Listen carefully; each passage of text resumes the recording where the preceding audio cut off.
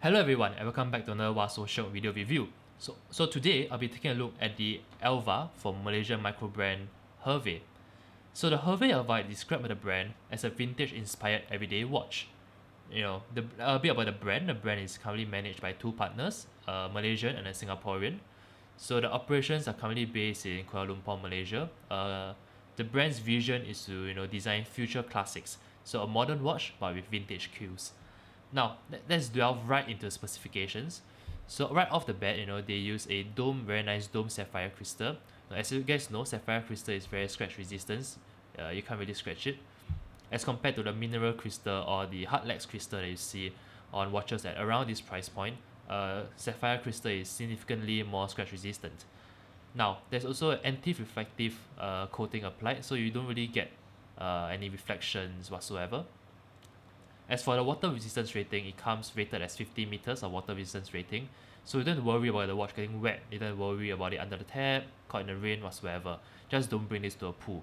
Of course, I'm very pleased the water resistance rating, is significantly higher than an actual vintage watch. Now on to the movement itself. As you guys can see, the Herve Alva uses a Seiko NH35 movement. It's quite bare bones, nothing spectacular in terms of the decoration, although there is a nice custom rotor which you don't see on every time on watches at this price point. Now, you guys should be familiar with this movement by now. The Seiko NH35 movement, as I said, is a workhorse movement that is pretty much ubiquitous at micro brands at this price point. For good reason as well. It's very reliable. So some specifications: the watch beats at 21,600 beats per hour, has about 42 hours of power reserve, and contains 24 jewels. And let me try to unwind the crown. And most importantly, at least important to some, once you pull out the crown, is hacking. So personally, for me, on watches at this 500 Sing dollars or 400 Sing dollars price point, the Seiko NH35 movement is by far, in my opinion, the best movement out there.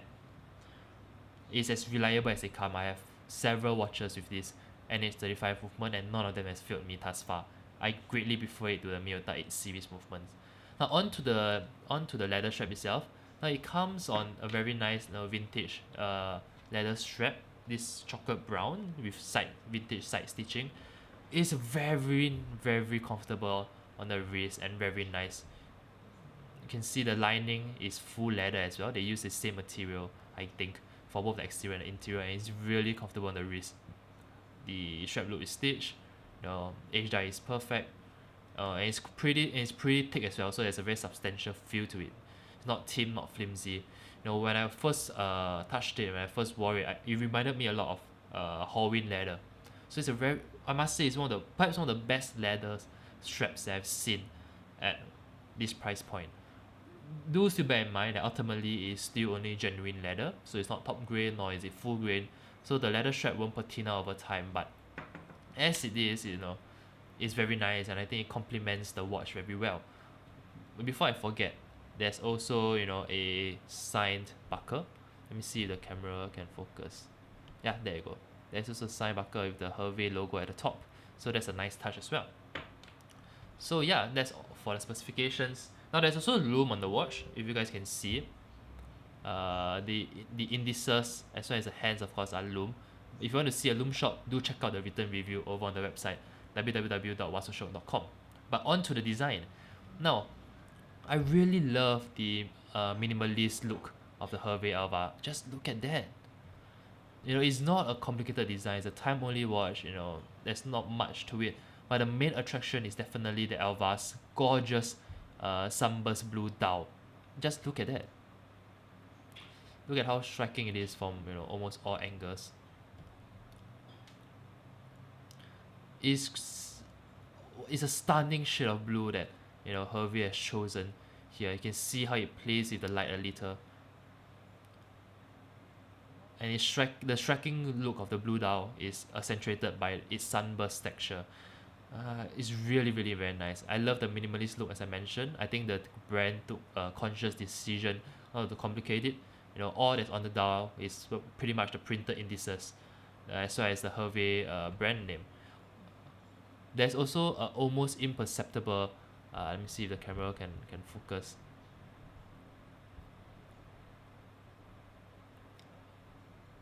There's also almost an imperceptible double H as well at the 6 o'clock beside the 6 o'clock marker. So that's pretty cool as well. I assume it represents the Herve brand, but otherwise, look at that. It's a very striking dial that immediately captivates my attention. Now, even though like I mentioned, the watch design, the dial design at least is pretty minimalist, there's actually quite a nice depth to it. So the center sunburst blue dial, if I put it at this angle, it actually appears like it's floating above the white dial below. So there's actually two layers: the white base dial where you see the markers at the side as well as this sort of blue, gorgeous blue sunburst blue dial that's floating above it. So there's two layers to it, and thus it gives the watch a nice sense of depth. What I love most about the design is how it navigates the fine line between minimalist and boring perfectly. Now, a lot of minimalist watches, they don't have much depth to it. Let's take Daniel Wellington for example. It just looks boring because it's flat. But here, we have a nice depth, we have nice textures, and overall, I think it's quite well executed. Let me point out another detail. As you can see, the second hand right here is just of the exact length that it brushes, the outskirts of this center blue dial. So that's a detail that Herve paid attention to. That to me, it just shows attention to detail, and that's of course very important, when it comes to watches. The dial reminds me in part of chrono watches. If you guys know what that is, the Japanese sort of microbrand, but not really. So yeah. Now I have to say that I also want to highlight the faceted lugs of the watch. So as you can see, the lugs are actually faceted. There's like edges and angles to it, and it's again, paired with the blue dial, is pretty striking on the wrist. Look at that. Look at the angles. Look at the angles of the lugs. Simply stunning. Look at that. Wow. I've not seen such striking lug design in a watch. So this watch about 400 Sing dollars, 440 Sing dollars to be exact. I have not seen such intricate lug design at a watch that's 400 plus Sing dollars. It's pretty impressive to behold. Again, I want to highlight the dome sapphire crystal as well. It gives it a nice, again, it increases the depth of the watch. It's it catches the lights well, infuse some depth and dimension and it brings to mind the retro acrylic plexiglass crystals of vintage watches. So that's a very nice touch. Now onto the case itself. The case is actually, as you guys can see, it's actually circular brushed with a nice signed crown. So it's a screw down crown. So you have to unscrew it for it to pop up and then screw it back in. It's pretty solid. You can feel the gaskets in. You can hear the sound as well. So it's very satisfying. Yeah, it's quite well sized, and it makes hand winding the watch. Let me just show it to you guys. Hand winding the watch is a breeze. It's very nice to hand wind.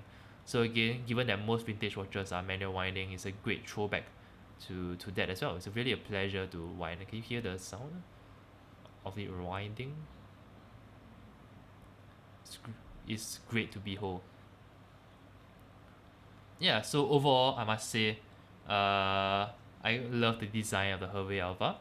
It's 38 millimeters wide, so on paper it's a bit small, but due to the long lugs, it's actually pretty big. Let me pull it on the wrist and show you how it looks like on my wrist. So on my, let's give the camera some time to focus. There you go. On my 7-inch wrist, it wears pretty well. So like I was mentioning, the watch is 38 millimeters wide, but because of the long lugs, it actually wears slightly larger than its dimension suggests. So really very nice on the wrist. Reminds me of a larger version of perhaps a Universal Journey Polar Router or something along that lines. Yeah, look at that. Look at how striking the sunburst blue dial is, and how striking the lugs are. If I were to do a slow wrist roll, you can see the curve of the dome sapphire crystal as well. Yeah, it's a very impressive watch overall. So I must say, to sum things up, that the Herve Alvia is probably the best watch that I've reviewed this year, in my opinion. Definitely, I think it's one of the best value propositions. It has rock solid specifications, right? It has sapphire crystal, anti-refractive coating, 50 meters of water resistance rating, a Seiko NH85 movement, and Swiss Superluminova, as well as a very nice leather strap. So it has rock solid specifications. It has a very nice thoughtful design that's striking, full of depth, full of textures. Even the case design, the lux design is, you can tell that attention has went, into it as well. And it wears beautifully on the wrist at 38mm. If you're looking for a vintage inspired everyday watch, I honestly think that the Herve Alvia is probably one of your best bet under $500 Singapore dollars. So for those who are interested, the Herve Alvia retails for about 359 USD, 300, I believe so, about 359 USD. So after you can use the promo code WASOSHOK to enjoy 10% off this watch or any other Herve watches. So after the promo code, after the discount, the Herve Alvia can be had for 324 USD, which is about 440 Singapore dollars. For 320 USD or 440 Singapore dollars, I think this is a great bang for buck watch. I mean, it's beautiful, like I mentioned, it's rock solid specifications, great vintage inspired design for reliable movement. Yeah, I think it's I think it's a banger in terms of bang for buck. To be honest, the brand Herve reached out to me, and I'm not quite sure. And prior to that, I've not actually heard of the brand. To be honest, I'm not quite sure why Herve isn't as recognized, as hyped the Microbrand were. I don't really see many people wearing this or posting about this watch in the watch groups I'm in. In my opinion, the Alvia is a terrific maiden offering from Herve, and I think it deserves much more recognition. I think this is an underrated gem, and I can't wait to see what this Malaysian microbrand offers next.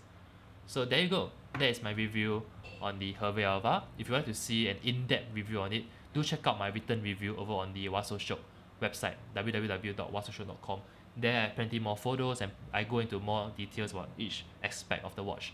But I hope you'll enjoy this, quick hands-on review of the Herve Alvia. To sum up, again, really like this one.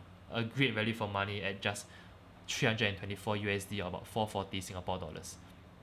Okay, I have another video review tomorrow. So if you're interested, do check back for that.